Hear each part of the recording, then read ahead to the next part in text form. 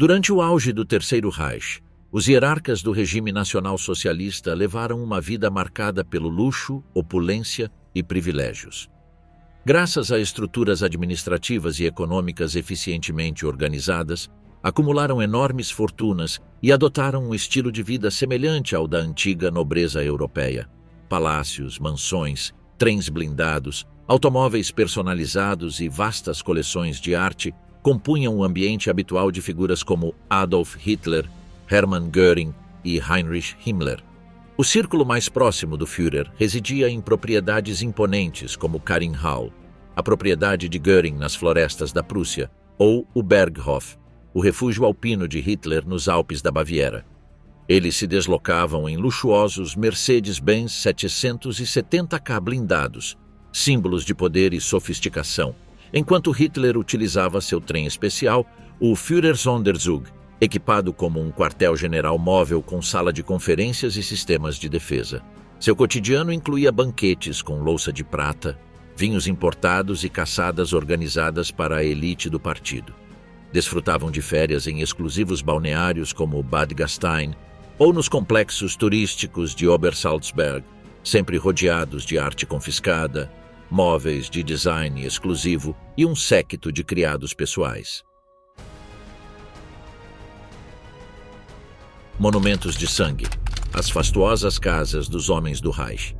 Durante o auge do nacional-socialismo, os altos comandos do nazismo desfrutaram de uma riqueza sem precedentes, vista apenas na antiga nobreza alemã, que governava o país durante as épocas da monarquia. Isso se refletiu nos luxuosos aposentos do Führer e de seus homens de confiança como Hermann Göring. Justamente Göring foi dono de uma das propriedades mais impressionantes do nazismo, Karinhal. Em 1933, o Estado prussiano doou a Hermann Göring, em sua qualidade de ministro-presidente da Prússia, um terreno de aproximadamente 120 hectares para seu uso e gozo vitalício. Essa região é uma das maiores zonas florestais da Alemanha, e já naquela época era considerada uma das mais belas do país. Göring começou a construir um enorme complexo de propriedades com uma mansão para receber a cúpula nazista. Em 1937, o novo Karinhal foi oficialmente inaugurado. A área havia deixado de ser um simples pavilhão de caça para se transformar em uma enorme mansão na floresta. O novo complexo consistia em um edifício principal de 2 andares, ladeado por 2 alas. Tudo era organizado em torno de um grande pátio interior, ao qual se chegava por uma avenida emoldurada por 2 fileiras de árvores antigas. O edifício original era conhecido como Grosse Halle, onde Göring entretinha seus convidados ao redor de uma grande lareira e uma janela panorâmica com vista para a floresta. A sala de estar conduzia a 2 cômodos, conhecidos como o Salão de Ouro e o Salão de Prata, onde o ministro exibia permanentemente os presentes que recebia dos nobres e ricos. Toda a mansão era rodeada por belos jardins adornados com estátuas de bronze de animais em tamanho natural. Cada janela oferecia vistas magníficas para os lagos e florestas. Göring e sua esposa viviam no edifício central. A ala esquerda consistia em um salão de música, uma enorme biblioteca, um ginásio, sauna e uma piscina coberta. A ala direita havia sido designada como ala de hóspedes e contava com os quartos, uma sala de jantar, cozinha e alojamentos para os empregados. Deve-se dizer que Göring era um chefe benevolente com seu pessoal e que os alojamentos dos empregados estavam confortavelmente equipados. No novo Karinhal, os quartos mostravam um estilo luxuoso e carregado, utilizando os melhores materiais disponíveis. Os pisos eram de mármore polido e cobertos com caros tapetes. Pinturas de Cranach e Rubens pendiam das paredes, às vezes em 3 e 4 fileiras. Essa opulência contrastava até mesmo com o modo de vida do Führer. Com hábitos mais reclusos, Hitler preferiu viver em um apartamento muito luxuoso, localizado no número 16 da Praça do Príncipe Regente, no distrito de Bogenhausen, em Munique. O apartamento ocupava todo o 3º andar de um imponente edifício de 5 andares, projetado em estilo Jugendstil pelo arquiteto muniquense Franz Popp entre 1907 e 1908. Hitler mudou-se para lá em 1929 Mas em janeiro de 1935 contratou o Atelier Trust para renovar e redecorar o espaçoso apartamento, pelo exorbitante custo de 120 mil marcos alemães, mais de 10 vezes o salário médio da época. Em 25 de abril de 1935, quando o apartamento estava quase concluído, o jornal The Daily Telegraph publicou um artigo sobre as reformas, no qual se afirmava que o Führer supervisionava as obras e que todo o mobiliário e a decoração estavam sendo realizados segundo os próprios desenhos do Sr. Hitler. Esse artigo, redigido pela imprensa nazista, relatava o amor do Führer pela arte alemã e sua paixão pela música, indicando aos leitores que a decoração de seu apartamento segue a paleta de cores heróica alemã de azul, dourado e branco, popularizada nas óperas de Wagner. E o mobiliário é do mesmo estilo. O objetivo da propaganda era retratar Hitler como um artista e conhecedor da boa cultura, e assim atrair a atenção da alta sociedade alemã, seus vizinhos no distrito mais rico de Munique. O Führer utilizava esse local não apenas para descansar, mas também para fechar acordos e trabalhar na política alemã. Neste luxuoso apartamento, foi assinada a desintegração da Tchecoslováquia, além de terem começado as conspirações em direção às futuras invasões da Polônia e da França.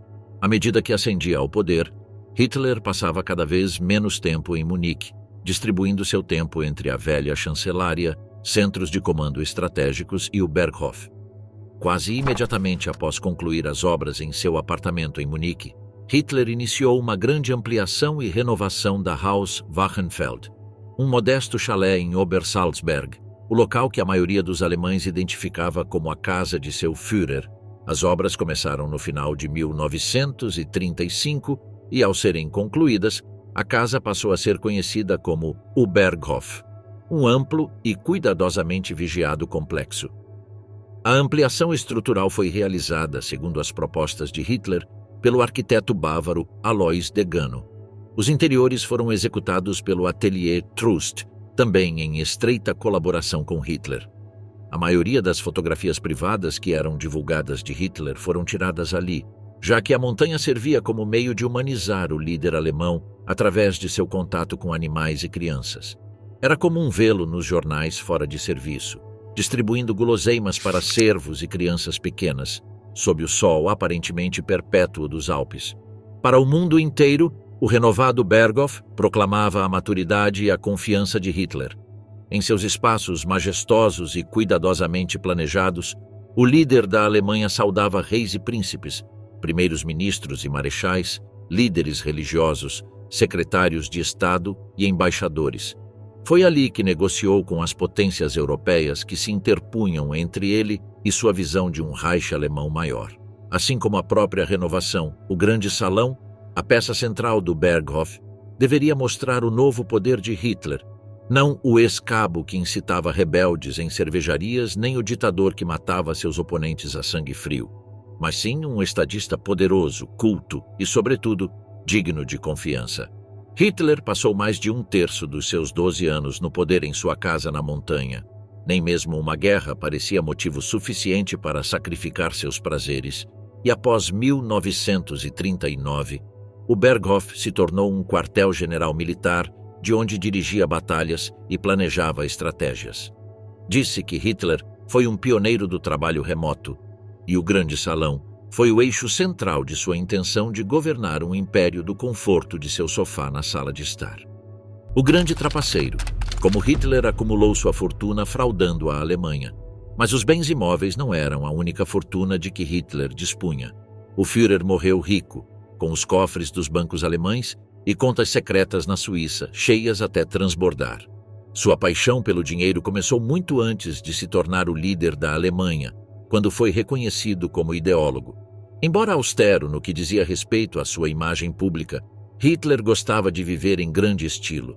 Controlava rigorosamente os rendimentos que recebia pelos artigos que escrevia e pelos direitos de publicação de suas fotografias.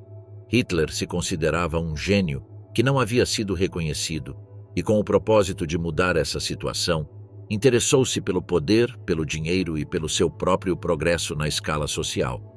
Mais de uma vez, o próprio Hitler descreveu minuciosamente sua pobreza e suas dificuldades enquanto se empenhava em se tornar um artista em Viena, antes da Primeira Guerra Mundial, embora tivesse recebido uma pequena herança. Ser pobre o envergonhava profundamente. Em seu livro Mein Kampf, pelas vendas do qual ganhou milhões, acentuava a luta pela existência do novo rico, que, segundo Hitler, por esforço próprio havia alcançado uma posição social mais elevada, a qual suprime toda compaixão e elimina todo o sentimento pela miséria daqueles que caíram do sistema. Mais de uma vez, Hitler demonstrou que tornar-se rico era um dos grandes objetivos de sua vida. No entanto, Hitler também gastou milhões em presentes generosos e contribuições para comprar a lealdade de políticos e empresários com a intenção de que dependessem dele. Mas mais adiante cobraria todos os gastos com juros. Em seu papel de Führer, Hitler quase não fazia distinções entre seu próprio dinheiro, o do Partido Nazista, e até mesmo o dos cofres estatais. Existem muitas evidências sobre a mórbida evasão fiscal e a corrupção financeira do Führer. Em sua residência de verão em Obersalzberg, na Baviera, ou em sua própria coleção de obras de arte, Hitler utilizou livremente fundos do Estado e nunca pagou impostos. Se tomarmos como referência o que ele deveria receber como chefe de Estado da Alemanha, Hitler deveria ter ganho cerca de 7.800.000 marcos com o Terceiro Reich. No entanto, sabe-se hoje que, desde que se tornou chanceler, em 1933, até sua morte, acumulou uma tremenda fortuna de 700 milhões de marcos do Reich, mais de 3.000 milhões de euros atuais. Grande parte desse dinheiro provinha de acordos espúrios com empresários, contratos com sobrepreços, roubos e expropriações das vítimas do Holocausto e atos de corrupção, nos quais desviou recursos do caixa do Reich. Após a guerra, as propriedades e bens de Hitler, incluindo uma casa em Munique que havia mandado construir para Eva Braun, foram entregues ao Estado da Baviera pelos aliados. Hitler não teve filhos, e embora tenha morrido sem herdeiros diretos, sua meia-irmã falecida, Angela Raubal, teve descendentes, e há outros descendentes da mãe de Hitler que vivem na região de Waldviertel, no norte da Áustria. Esses supostos herdeiros pediram a Werner Maser, um historiador alemão popular do período nazista, que revisasse quais direitos lhes assistem, embora, como nunca chegaram a um acordo entre si, até agora não houve ações judiciais para reivindicar os bens, que continuam pertencendo ao governo alemão. Fúria e Metal, Mercedes-Benz e os luxuosos carros do nazismo. Entre os luxos que Hitler desfrutava como líder do partido nazista, estavam os melhores carros que a Alemanha podia produzir, os Mercedes-Benz. Até hoje, trata-se dos automóveis mais elegantes e bem projetados do mundo. A relação entre Hitler e o fabricante de automóveis duraria quase 2 décadas, e a escuderia fabricaria inúmeros veículos e outros equipamentos para o esforço de guerra alemão. Desde o início da Revolução Industrial, não havia dúvidas de que a engenharia alemã ocupava uma posição de liderança e domínio.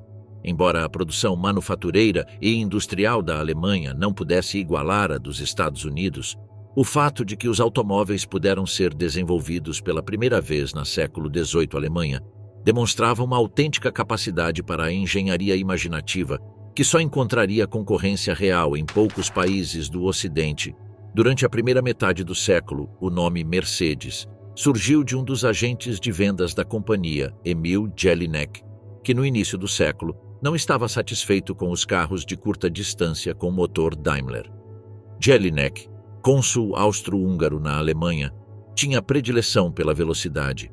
Trabalhando como agente de vendas da Daimler em Nice, França, Jelinek encomendou um novo modelo, prometendo comprar pessoalmente as primeiras 36 unidades, desde que o nome de sua filha adolescente aparecesse no carro.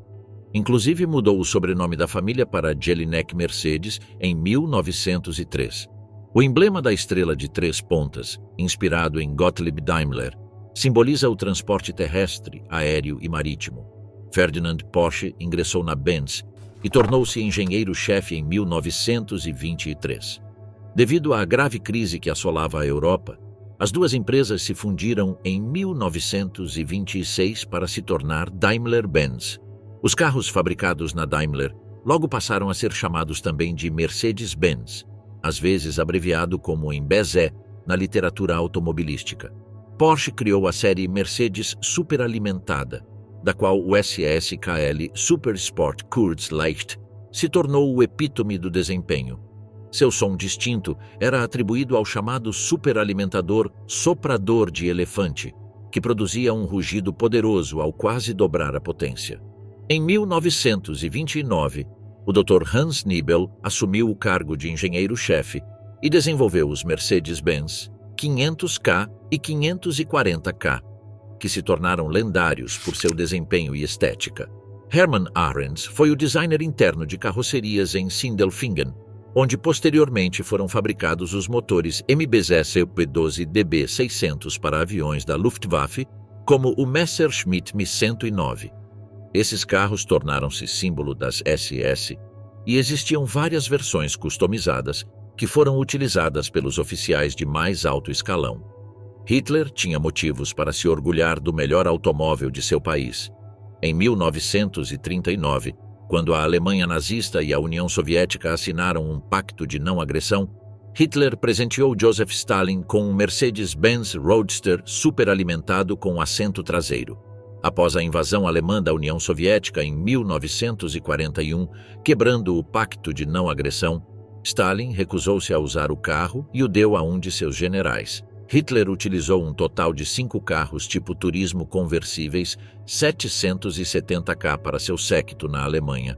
No entanto, o próprio Führer viajava em um carro com teto rígido e bastante protegido.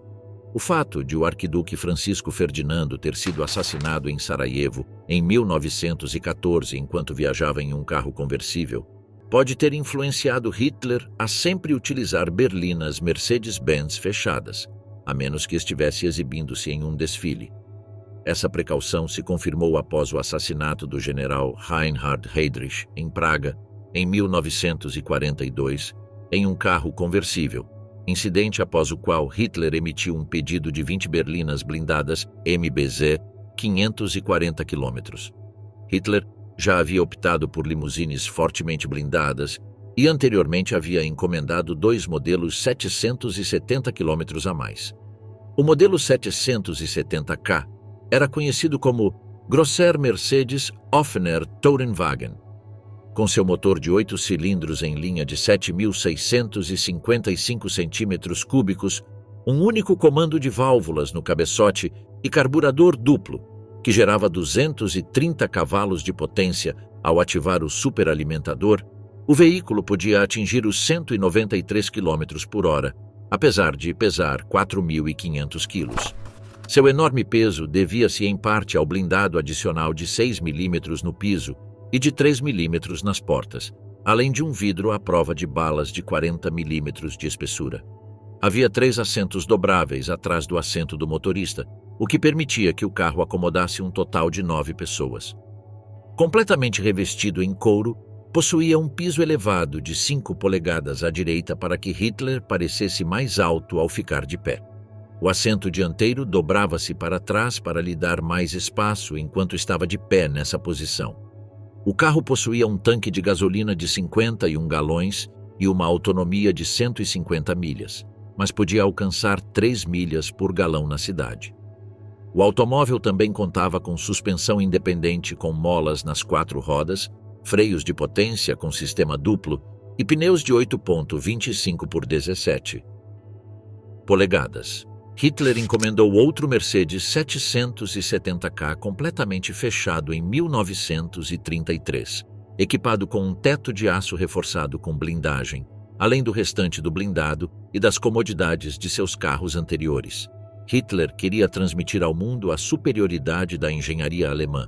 Naquela época, a Alemanha estava atrasada em motorização. Hitler prometeu ao povo alemão que desenvolveria rapidamente a indústria automobilística e iniciou um programa de rápida construção da rede de autoestradas, a primeira das quais foi inaugurada em maio de 1935. Com o apoio do governo, a Mercedes-Benz duplicou sua produção de 6.000 carros em 1932 para 12.000 em 1934. Em 1935, esse número mais do que dobrou, alcançando 25.000. Embora não se conheça o número exato de carros blindados 770K que a empresa alemã fabricou, Sabe-se que outros nazistas de alto escalão, como Göring, Himmler e Goebbels, tinham seus próprios modelos à disposição. Colossos de aço, os impressionantes trens blindados do Führer. Mas os carros não eram o único meio de transporte exageradamente protegido dos hierarcas nazistas. O Führer Sonderzug, ou trem especial do Führer, era o meio de locomoção que Adolf Hitler utilizava para suas longas viagens pela Alemanha e Europa. Sua história remonta a 1937, quando Hitler encomendou um trem especial à Deutsche Reichsbahn para suas viagens. Após 2 anos de concepção, o trem ficou pronto em agosto de 1939. Inicialmente chamou-se Führer Sonderzug América e posteriormente Brandeburgo. Durante a guerra, o trem serviu como quartel-general móvel do Führer até a campanha dos Balcãs. No entanto, Hitler continuou viajando nele durante toda a guerra entre seus quartéis generais. O trem pesava 1.200 toneladas e seu comprimento máximo alcançava os 430 metros. Podia viajar a uma velocidade de entre 80 e 120 km por hora. Os vagões não eram blindados, mas vagões de transporte padrão adaptados às necessidades do Führer. Por exemplo, o vagão privado de Hitler incluía um banheiro de mármore que estava reforçado com uma tampa de concreto para prevenir atentados. Os vagões foram construídos na década de 1930 por 3 empresas alemãs: Henschel & Sohn, Krauss Maffei Wegmann e Credé. O interior foi projetado por uma conhecida empresa de Munique, em um simples estilo Art Deco. Cada vagão estava equipado com aquecimento e ar-condicionado, algo bastante incomum naquela época. A configuração do trem variava conforme as necessidades e o número de pessoas a bordo, de 10 a 16 vagões e um comprimento entre 300 e 430 metros. O trem podia transportar mais de 200 pessoas. No entanto, a disposição dos vagões principais se manteve inalterada, pois incluíam os vagões de defesa e comunicações, assim como o vagão pessoal de Hitler. Desconhece-se a composição exata do trem, mas estudos históricos demonstram que o trem estava equipado com 2 locomotivas, o que permitia ao comboio funcionar mesmo em caso de falha da máquina. No entanto, por utilizarem máquinas a vapor, as locomotivas deviam ser trocadas a cada 200 km por uma nova carregada com carvão. Em ambos os lados do trem, encontrava-se um veículo antiaéreo SIDPL 4 e 39, cada um equipado com 2 canhões antiaéreos Flak-Wirling 38 de 4 tubos com espaço central para a tripulação e a munição, para defesa contra ataques terrestres e aéreos. Os canhões antiaéreos de 20 mm alcançavam uma distância de até 4,7 km em terra e 2.500 metros de altura, com uma cadência de disparo de 800 tiros por minuto. O vagão pessoal de Hitler, ou Führerwagen, era um carro Pullman da DRB e incluía uma antecâmara vigiada por 2 guarda-costas, um salão com uma grande mesa e sofás de bordo rajado, o dormitório de Hitler com uma simples cama individual, um banheiro de mármore, 3 quartos para convidados, uma sala de banho e outra antecâmara com 2 guarda-costas.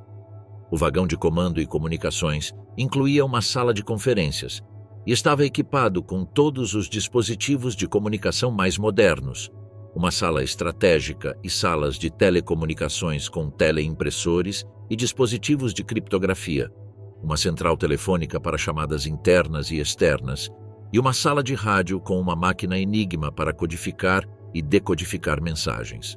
O restante do trem era composto por vagões para pessoal das SS, comitivas políticas e convidados.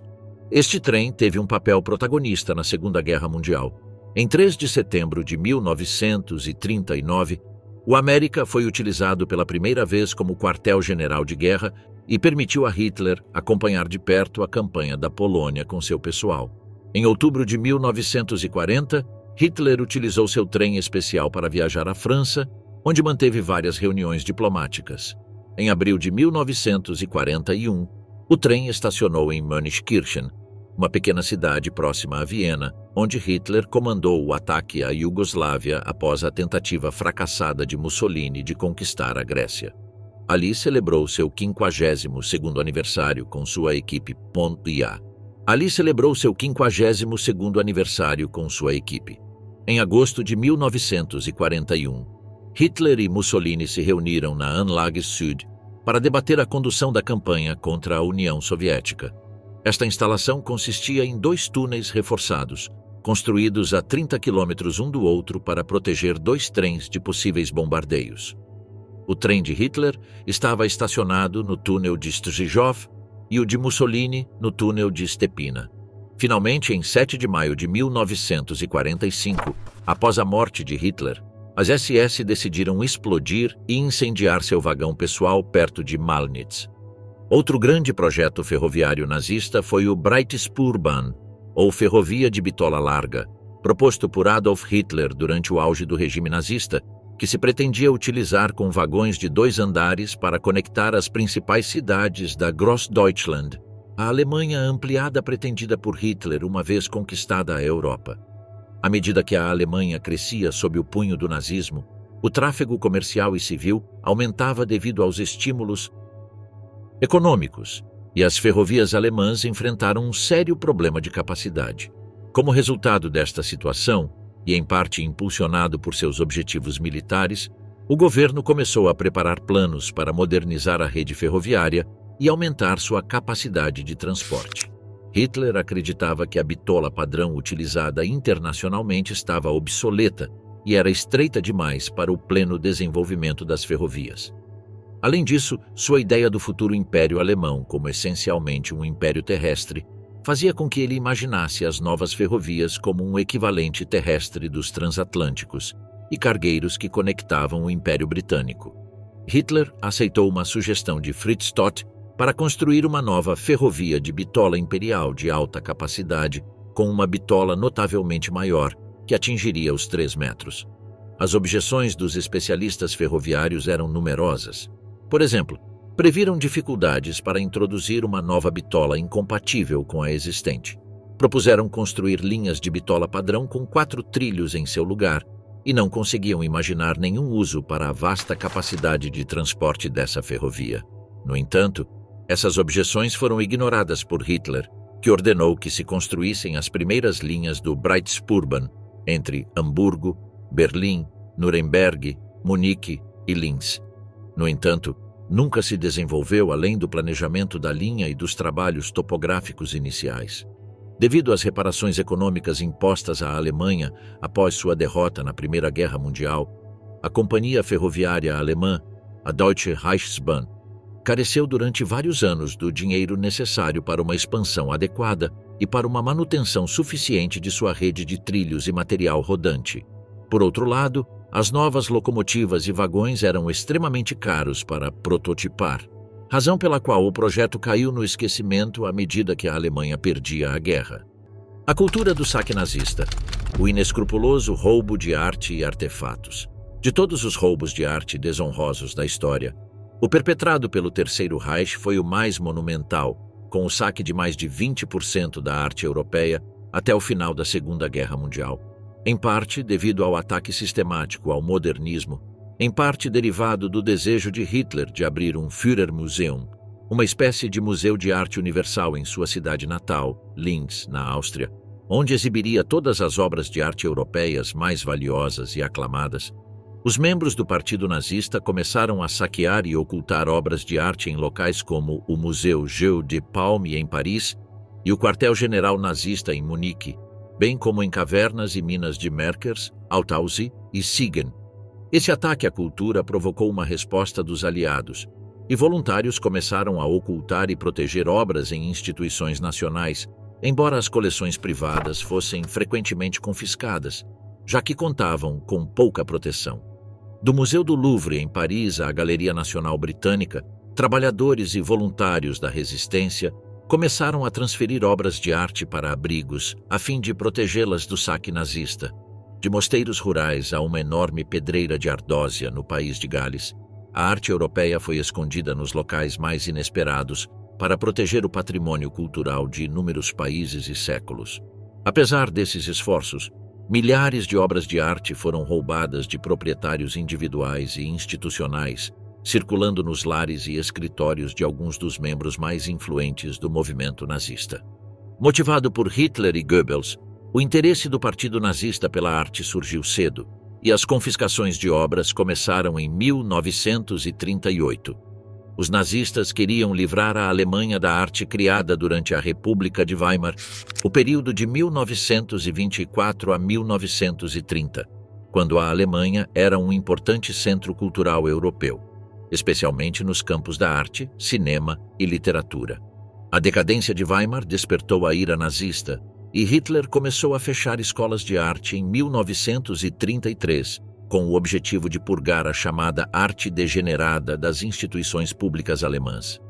Entre as obras de arte consideradas degeneradas pelos nazistas, estavam artistas modernos franceses e alemães das áreas do cubismo, expressionismo e impressionismo. Aproximadamente 16 mil peças foram retiradas e, em 1938, o Partido Nazista declarou a depuração de todos os museus de arte alemães.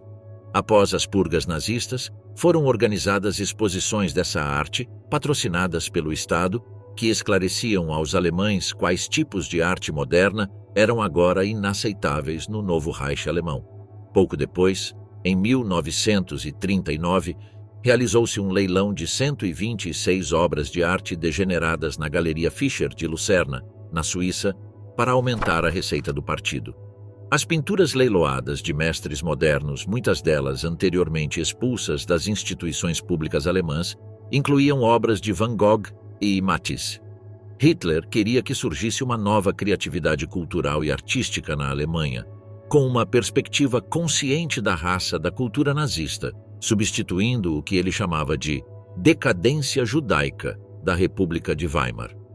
Segundo os nazistas, a arte aceitável e desejável incluía os antigos mestres flamengos e holandeses, as obras de arte alemãs medievais e renascentistas, as peças italianas renascentistas e barrocas, as obras de arte francesas do século XVIII e os pintores realistas alemães do século XIX. O saque de obras de arte, que havia começado com uma base ideológica, tornou-se uma política governamental organizada. Para os oficiais nazistas que buscavam status social e promoções dentro do partido, colecionar e doar obras de arte confirmava sua dedicação à promoção das ideologias raciais nazistas no Reich. Era uma forma de emular Hitler e Göring. No entanto, alguns altos cargos nazistas se desviaram desse modelo. Por exemplo, Joseph Goebbels, ministro da propaganda do Reich, colecionava obras de expressionistas alemães, e o ministro das Relações Exteriores, Joachim von Ribbentrop, adquiriu pinturas impressionistas de Manet. As primeiras rodadas oficiais de confiscações nazistas começaram na Áustria após o Anschluss de 1938, a anexação da Áustria ao Reich alemão. As confiscações de arte na Polônia começaram em 1939. Pouco depois, foram estabelecidas agências burocráticas nazistas nos territórios recém-ocupados, encarregadas de confiscar obras de arte. Por exemplo, as coleções das famílias judaicas proeminentes de Viena foram as primeiras a serem confiscadas pelos nazistas, e os judeus que não planejavam deixar a Grande Alemanha deviam registrar seus bens pessoais junto à polícia local. As obras de arte logo passaram a financiar os vistos de saída e os impostos. Muitos perseguidos pelos nazistas ou opositores políticos de Hitler tentaram fugir da Alemanha em meados da década de 1930. Quando os nazistas proibiram a exportação de papel-moeda, os emigrantes abastados começaram a investir em arte. Devido à falta de moeda estrangeira utilizável, as obras de arte eram frequentemente usadas como alternativa ao dinheiro. Mesmo em 1939, a arte só podia ser retirada da Alemanha como propriedade pessoal. Assim, a arte tornou-se dinheiro vivo para os traficantes de escravos nazistas e não nazistas, e para as vítimas do nazismo, que a utilizavam como um ativo líquido e seguro. Quase todos os negociantes de arte europeus que compravam e vendiam para alemães e nazistas se aproveitavam de seus clientes ignorantes ou mal informados nas zonas ocupadas, e tanto ocupantes quanto ocupados exploravam-se mutuamente. Os judeus eram donos de muitas das casas de arte mais conhecidas, e alguns eram negociantes de arte. Em abril de 1938, Göring emitiu o Decreto sobre a Declaração de Propriedades Judaicas, que estabelecia que, até o dia 30 de junho de 1938, todo judeu do Reich devia avaliar todas as suas propriedades, nacionais e estrangeiras, e informar esses dados às autoridades nazistas. As obras de arte confiscadas geralmente eram reservadas para coleções privadas nazistas e alemãs, enquanto algumas peças eram vendidas a compradores de países neutros, como a Suíça, para arrecadar capital para a aquisição de mais obras de arte e materiais para a máquina de guerra nazista. Além disso, a Suíça oferecia um amplo mercado para a venda de arte degenerada. O mercado de arte parisiense foi o mais ativo durante os anos de guerra. As casas de leilão e os comerciantes franceses vendiam obras de arte a preços exorbitantes e inflacionados aos alemães interessados. As riquezas artísticas dos Países Baixos vinham em seguida em popularidade para o saque de obras de arte, e o mercado italiano também fervilhava de comerciantes que se aproveitavam de alemães e nazistas, inflacionando os preços e obtendo lucros abusivos às custas de seus aliados alemães. À medida que as confiscações de arte se expandiram durante a guerra, os nazistas idealizaram um plano para enviar as obras de volta à Alemanha e à Áustria. Começaram a armazená-las em minas de sal e cavernas para protegê-las dos bombardeios aliados. Essas minas e cavernas ofereciam as condições de umidade e temperatura adequadas para as obras de arte. Em 1945, após o fim da guerra, os aliados encontraram dezenas de cofres oficiais e ocultos repletos de milhares de obras de arte, esculturas e artefatos inestimáveis. A grande maioria deles foi realocada graças a extensos programas de recuperação patrimonial que continuam até os dias de hoje. O diabo veste moda. Os elegantes uniformes de design das SS. Muito pode ser dito sobre o terrível e abominável regime nazista, mas há algo que é inegável, e isso é seu grande senso estético e de propaganda. Uma ordem que se aproximava da perfeição, um corpo de milícia disciplinado e habilidoso, além, é claro, de perseguir um ideal de superioridade visual e estética. É por isso que se fala muito sobre os uniformes durante o período de governo do Terceiro Reich, como a parte mais visível e notável da busca por parecer e sentir-se supremos. Para entender plenamente esse sentido de forte identificação que o Terceiro Reich perseguia, é preciso remontar ao início do século XX. Os alemães, naquela época, experimentavam dificuldades para afirmar uma semelhança entre si, o que tinha a ver com a união de territórios díspares ocorrida sob o mandato de Otto von Bismarck.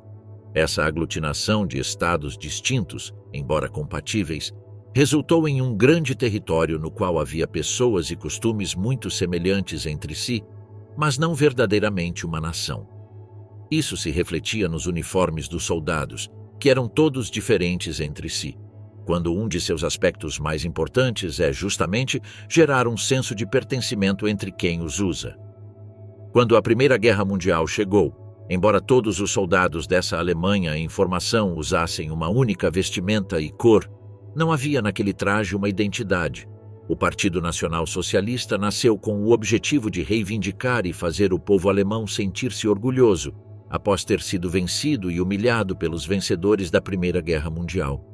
Esse povo carregava o estigma de ter causado tal guerra, o que fez com que a comunidade internacional os deixasse de lado e cobrasse altos impostos. Não era um bom momento para ser alemão, e muita gente sentia vergonha disso. É justamente nessa fenda de autoestima que o Partido Nazista encontra sua oportunidade de convocar as massas da Alemanha. Hitler tinha clareza total de que precisava dar à população um sentimento de pertencimento. Por isso, para consolidar uma identidade ariana e forte, era necessário, entre outras coisas, encontrar o uniforme adequado.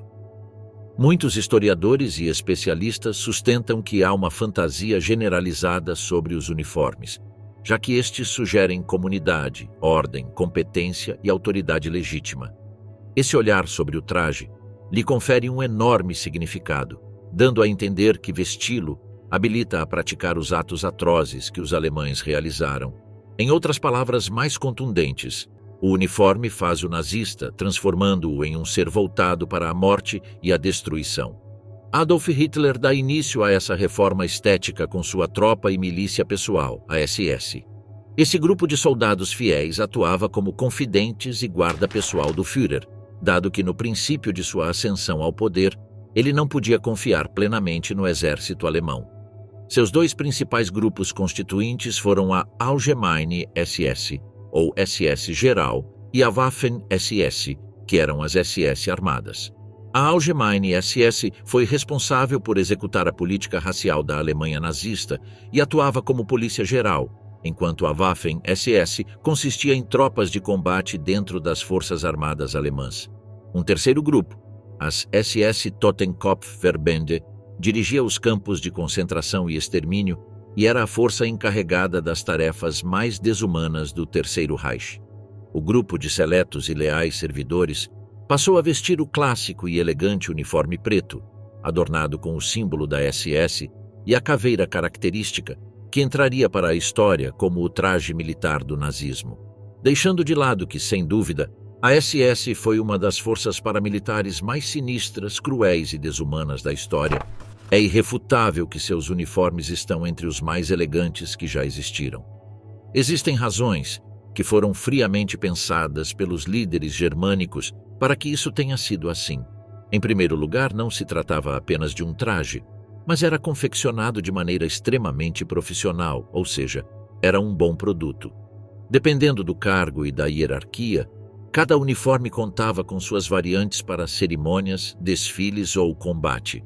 Os nazistas adoravam o simbolismo e o aspecto visual. Eles queriam ser reconhecidos com orgulho, pois acreditavam ser a raça superior. Por isso, perseguiam a ideia de converter a estética do Terceiro Reich em algo icônico. Os líderes nazistas, e em particular Adolf Hitler como aspirante a artista, conheciam o poder da imagem e entendiam que, para se fazer conhecer no mundo de forma poderosa, tinham que contar com um aparato de propaganda monumental. A produção cultural da Alemanha nazista, fora de sua nefasta ideologia, foi bastante respeitada posteriormente, desde o cinema à fotografia, passando pelas artes plásticas e a música. E toda essa cultura e personagens tinham que estar vestidos, uniformizados, de maneira que os fizesse parecer superiores, como os líderes do planeta.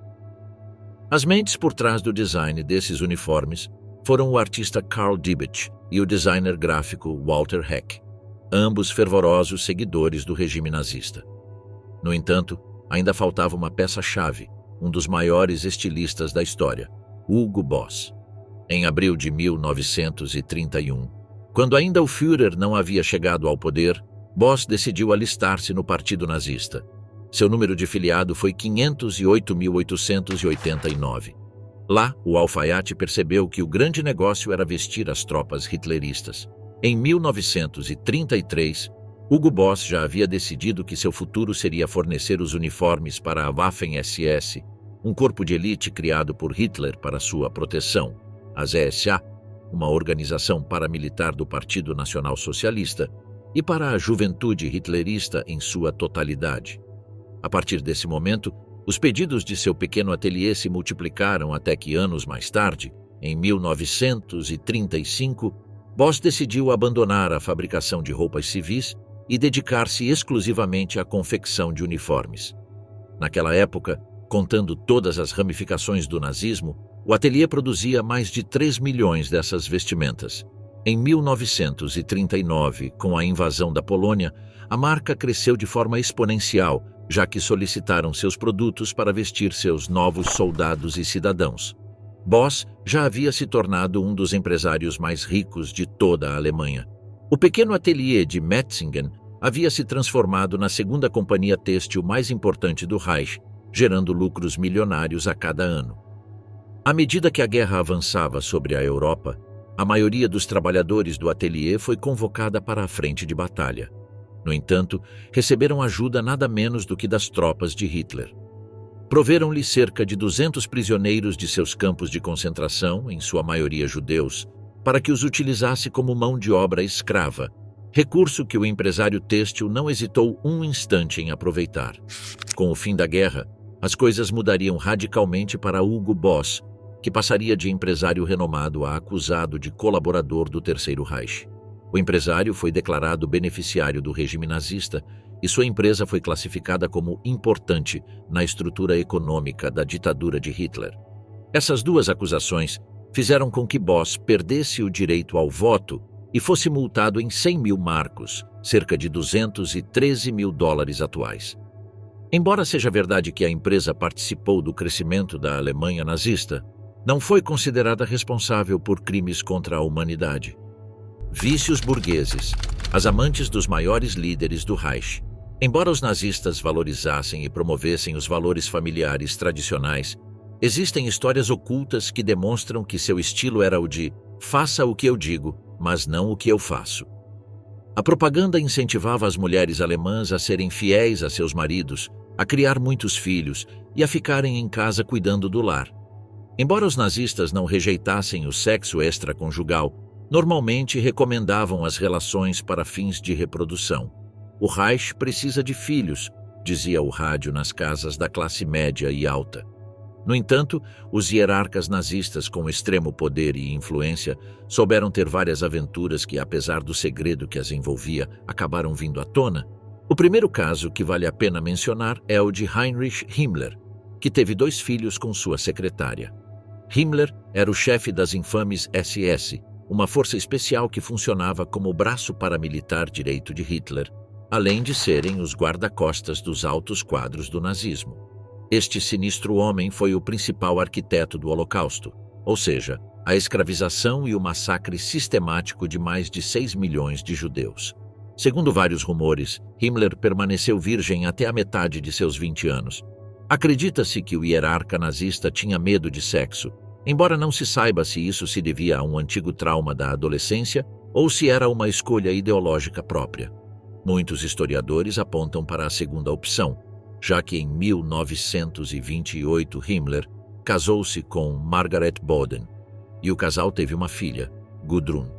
Nos primeiros anos o casamento foi feliz, mas à medida que Himmler se tornava mais poderoso, foi perdendo os escrúpulos. Em 1939, iniciou um caso com sua secretária, Hedwig Potthast, apelidada de Bunny, que era 12 anos mais jovem que ele. O romance durou anos e foi bastante frutífero e apaixonado, já que tiveram 2 filhos, Helge e Nanette Dorothea. Para passar mais tempo com Bunny, Himmler construiu uma casa para ela em Berchtesgaden, uma popular zona de férias para os nazistas.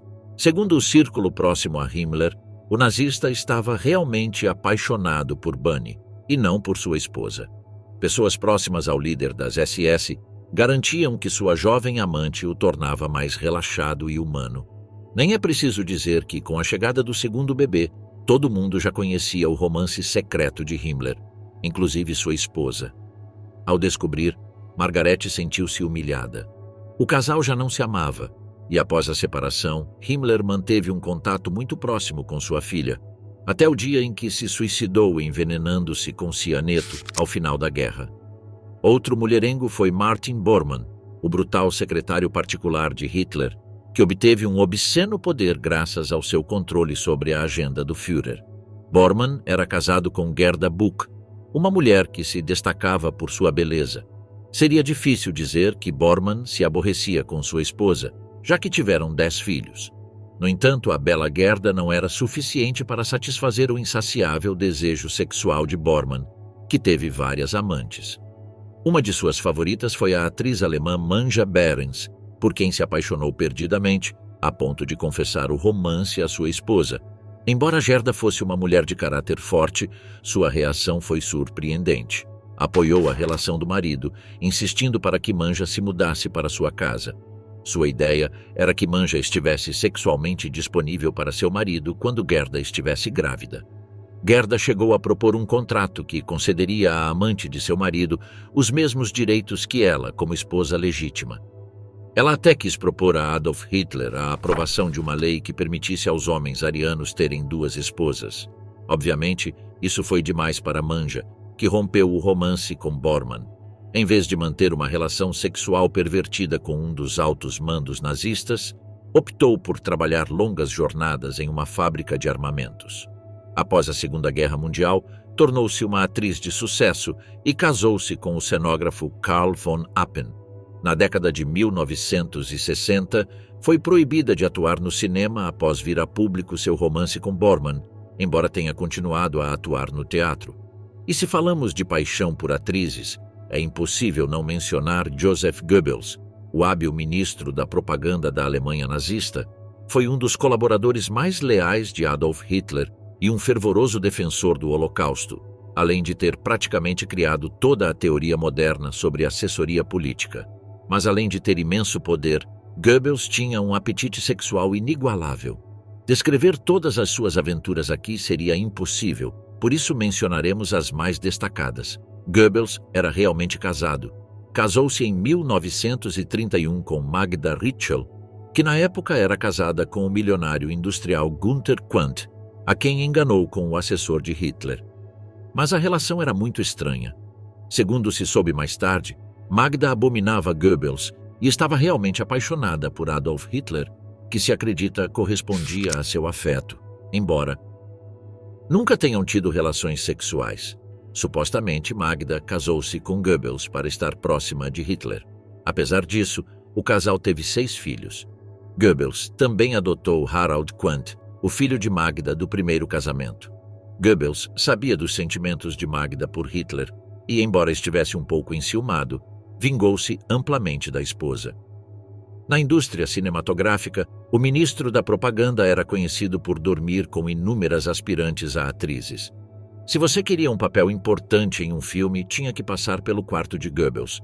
Sua obsessão por mulheres tornou-se problemática quando conheceu a atriz tcheca Lida Baárová, com quem manteve um apaixonado relacionamento amoroso entre 1937 e 1938.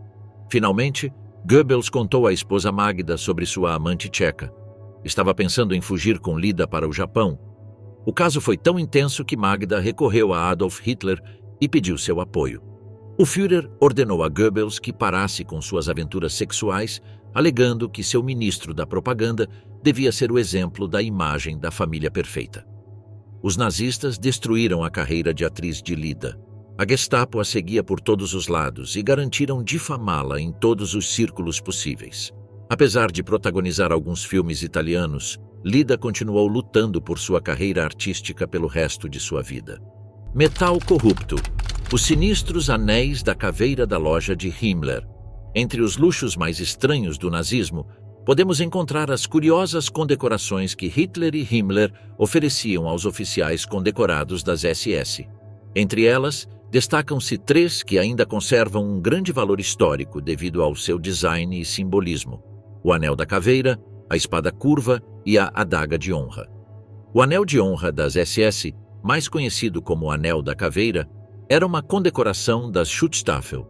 No entanto, não era um reconhecimento oficial por parte do Estado, mas sim um presente pessoal concedido pelo próprio Heinrich Himmler aos membros distintos das SS. Tornou-se uma condecoração muito cobiçada, invendável, e mesmo durante o nazismo, réplicas falsificadas começaram a ser fabricadas. O Anel da Caveira foi inicialmente entregue aos oficiais superiores da velha guarda das SS, dos quais havia menos de 5.000. Posteriormente, a condecoração foi estendida a todos os membros das SS formados nas escolas de Junkers e outros centros de treinamento das SS. Cada anel tinha gravado em seu interior o nome do destinatário, a data da concessão e a assinatura de Himmler.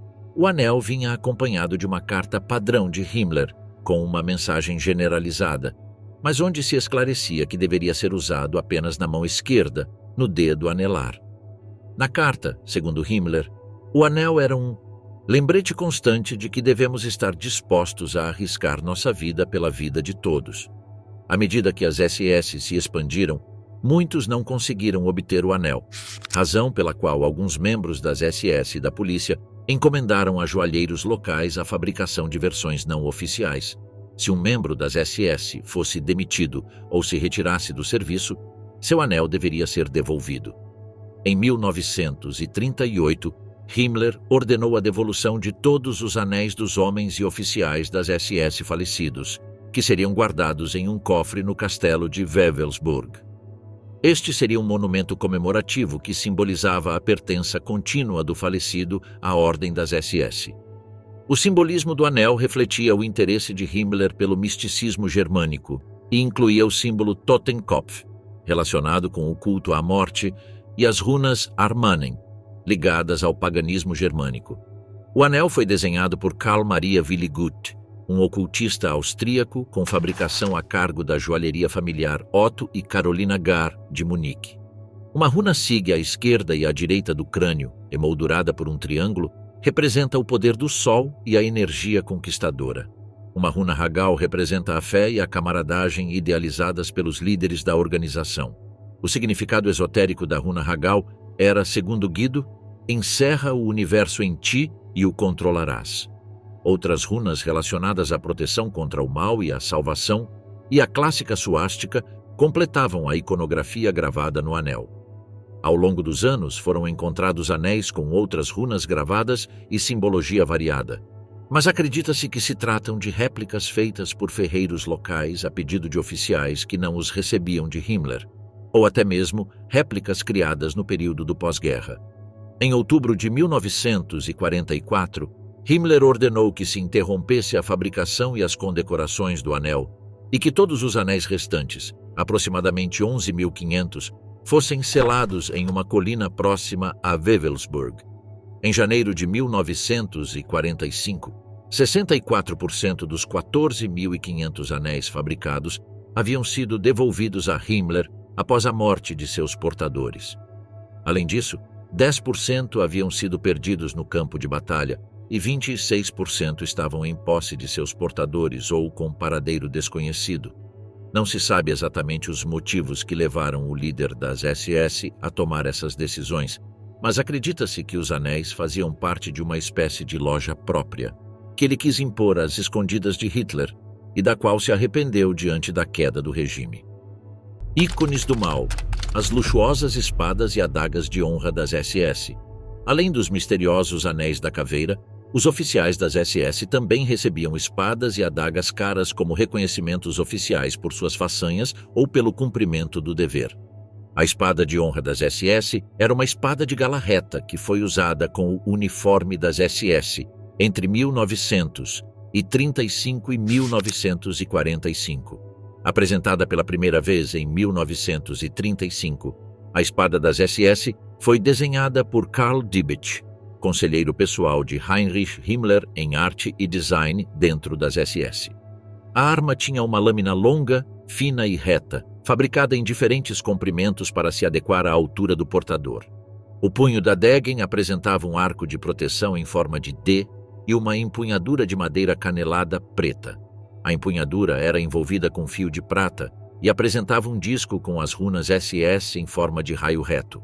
A bainha era pintada com esmalte preto e possuía montagens decorativas em prata na parte superior e inferior. Normalmente, era usada com um nó trançado de alumínio, adornado com as runas SS em preto no cabo. A espada de oficial era oficialmente concedida com um certificado assinado à mão por Himmler a oficiais seletos das SS, em reconhecimento por méritos especiais. Também era concedida a oficiais formados nos centros de treinamento de oficiais das SS. A versão para suboficiais era semelhante à dos oficiais, mas não contava com as decorações em prata, demonstrando o menor posto. Também existia uma versão especial, com lâmina de metal de damasco, uma liga requintada famosa por sua superfície rajada e extrema resistência. Essas espadas eram extremamente raras, já que Himmler as entregava pessoalmente a poucos escolhidos, geralmente altos comandos das SS ou importantes empresários ou estadistas que ostentavam uma patente honorária de ao menos SS Oberführer. Como costumavam ser entregues aos destinatários em seu aniversário de 50 anos, também eram conhecidas como espadas de honra de aniversário. No entanto, o reconhecimento mais comum eram as adagas das SS, que foram introduzidas em dezembro de 1933, seguindo tradições análogas da Reichswehr, Luftwaffe e Reichsmarine, e eram concedidas para celebrar a incorporação final dos homens das SS às unidades especializadas a cada ano. As adagas eram entregues em uma cerimônia de premiação que ocorria em 9 de novembro de cada ano, comemorando a data oficial de fundação das SS. A adaga de honra era uma arma oficial do uniforme de gala das SS, utilizada por todos os membros de pleno direito. O design da adaga foi baseado na adaga suíça do século XVI. O centro da lâmina, larga e longa, com ponta em forma de lança, apresentava uma nervura muito pronunciada e o lema oficial das SS, "Minha honra é a lealdade", estava gravado ao longo do eixo maior da lâmina. Tanto a guarda quanto o pomo eram niquelados e a empunhadura tinha incrustações pretas, uma águia Parte-Adler prateada e o símbolo das SS. A bainha metálica era laqueada em preto brilhante com ponteira e encaixe prateados. No entanto, a adaga passou por várias versões durante o período em que foi fabricada. A primeira leva, entre 1933 e 1935, incluía o logotipo do fabricante, empunhadura de ébano polido preto, e a guarda era gravada com números romanos de 1 a 3. I significava Munique, segunda Dresden e terceiro Berlim. A segunda produção, entre 1936 e 1938, exibia a marca do fabricante com código duplo RZM. A bainha era polida ou pintada de preto e os números romanos foram removidos da guarda. A produção final, que ocorreu entre 1938 e 1942, incluía o código RZM. A bainha era pintada de preto e uma insígnia de águia era incrustada no cabo, geralmente feita de alumínio ou de um metal mais barato. Além dessas adagas, existia uma variante para a velha guarda das SS, ou seja, os oficiais fundadores ou que haviam se juntado à organização antes da ascensão de Hitler ao poder em 1933. Essa adaga era idêntica ao modelo da primeira leva, mas a bainha vinha equipada com uma corrente feita de placas retangulares adornadas com caveiras Totenkopf, runas das SS e um adorno adicional de prata com um motivo de suástica. Essas adagas, assim como os anéis da caveira que continham a mesma simbologia, normalmente eram entregues em mãos pelo próprio Heinrich Himmler. Algumas adagas foram encontradas com a inscrição gravada "Na calorosa camaradagem H. Himmler", demonstrando que os destinatários eram oficiais particularmente valorizados pelo líder das SS.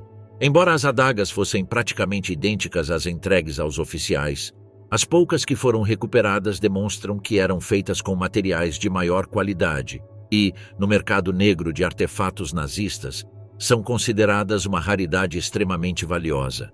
A produção das adagas de honra, assim como da maioria das condecorações, foi suspensa em 1942, devido à escassez de recursos e à demanda da guerra, que exigia que todas as matérias-primas significativas fossem utilizadas para a fabricação de armamento e munições.